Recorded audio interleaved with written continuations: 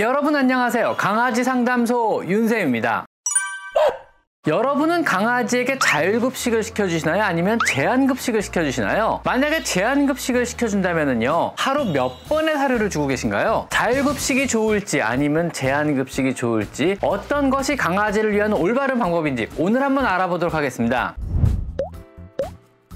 자율급식이 실제로 좋은 걸까요? 제한급식이 좋은 걸까요? 물론 각각 상황별로 장단점은 있습니다. 첫째로 자율급식의 장점은요, 언제든 강아지가 자신이 배고플 때 음식에 접근해 필요한 칼로리를 먹을 수 있다는 데 있습니다. 그러므로요, 우리가 굳이 신경 써서 사료를 시간에 맞춰줄 필요도 없고요, 다만 충분한 양의 사료를요 그릇에 부어놓거나 하루 필요한 칼로리를 계산해서 사료 그릇에 한 번에 담아주면은요 되니까 사실 강아지를 키우는데 좀 편리한 면도 없지 않아 있습니다. 강아지의 개체별로 혹은 운동량별로 강아지가 필요한 만큼 먹을 수 있으며, 어떻게 보면은요 강아지의 복지에도 좋아 보이기까지 합니다. 또한 같은 자리에 충분한 양의 사료가 항상 있기 때문에 식탐이 오히려 줄어들어서 사료에 대한 의존도가 많이 줄어들게 됩니다. 또한 음식에 대한, 또 배고픔에 대한 스트레스가 줄어들게 되는 거죠. 강아지는 먹고 싶을 때 조금씩 자주 먹게 되는 여유 있는 식사가 가능해집니다. 또한 공복 시간이 길어서 생기는 위장관 질환의 예방이 어느 정도는 가능해집니다. 하지만은요, 여기에는 단점도 존재합니다.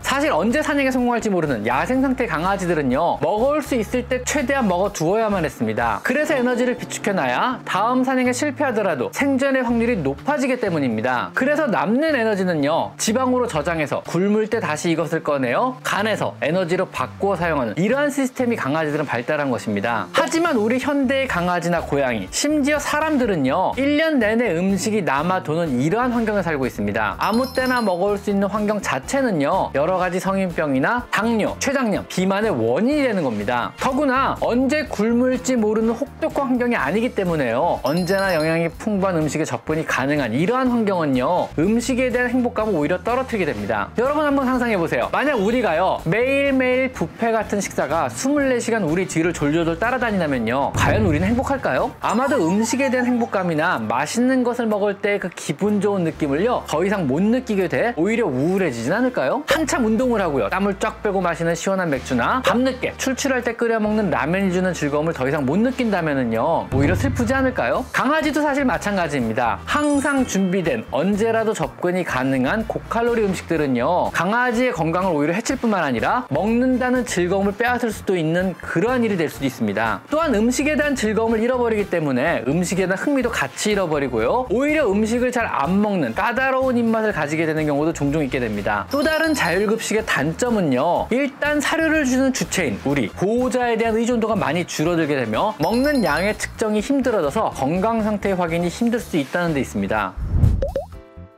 그럼 반면에 제한급식의 장점은 어떤 것이 있을까요? 정해진 칼로리를요 정해진 시간에 줄 수 있기 때문에 적정한 체중의 조절이 가능해집니다. 비만한 강아지의 경우는요 칼로리를 제한하고 계산을 해서 급여함으로써 다이어트에 성공할 확률이 굉장히 높아지게 됩니다. 강아지가 사료를 오늘 얼마나 먹었는지 즉각 알 수 있기 때문에 식욕의 저하 정도로 컨디션이나 건강 상태 이상 유무를 빠르게 판단할 수가 있는 겁니다. 그리고 항시 강아지는요 음식을 기다리며 음식에 대한 흥미가 굉장히 높아지게 됩니다. 또한 음식에 대한 우리 보호자의 의존도가 높아지기 때문에 강아지에게 리더로서 더욱더 존중과 존경을 받으며 복종성이 증가하게 됩니다. 사실 먹을 거 주는 사람이 우리도 최고잖아요, 안 그런가요? 배변 훈련의 경우 제한급식을 해야만 가능한 경우도 많이 있고요, 먹이를 기반으로 하는 대부분의 훈련이 용이해지게 됩니다. 사실 배가 부른 상태에서는요 훈련이 잘 되지도 않고 쉽지도 않습니다. 반면에요 제한급식의 단점은요, 정해진 양이 정해진 시간에 나오기 때문에 배가 고프지 않아도 당장 음식을 섭취할 필요가 없어도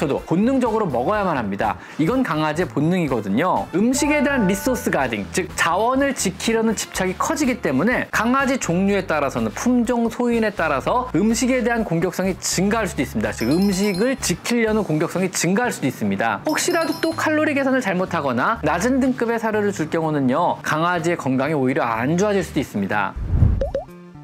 제한급식과 자율급식의 장단점을 지금까지 알아봤는데요. 어떤 게 내 강아지에게 더 좋은 급여 방법일까요? 사실 이것은요, 여러분의 상황과 현재 강아지의 상황에 따라 달라질 수 있습니다. 제한급식이 권장되는 상황은요, 첫 번째, 강아지가 비만하다면요. 당연히 칼로리를 조절해 체중을 조절해 주어야만 하는 경우가 있고요. 강아지가 훈련이나 교육이 필요하거나 화장실 훈련을 해야 할 경우, 그리고 또 강아지의 건강 상태나 컨디션을 바로바로 체크해야 하는 경우, 강아지가 보호자인 사람에게 혹은 가족 구성원 등 일부에게 고집을 부리거나 공격성마저 보이는 경우, 이런 경우엔 주로 제한급식이 권유되고요. 자율급식이 권장되는 상황은요, 보호자가 집을 비우는 시간이 길거나 집에 들어오는 시간이 불규칙한 경우, 이 경우엔 애들이 오랫동안 굶을 수가 있기 때문에 자율급식이 권장됩니다. 또 강아지가 식분증이 있어서 자신의 변을 먹는 경우, 사실 배가 고프면 변을 더 잘 먹게 되거든요. 여러 마리의 강아지가 있거나 음식에 대한 집착으로 공격성을 보인다면 자율급식을 추천드립니다. 리소스 가딩, 제한된 음식이라는 자원을 두고 서로 공격성을 보일 우려가 있는 모든 상황에서는요, 무조건 자율급식을 해주셔야만 합니다. 그리고 또한 위가 약해 공복 시간이 길어지면은요, 구토를 하는 강아지 역시 자율급식을 주로 권장드립니다.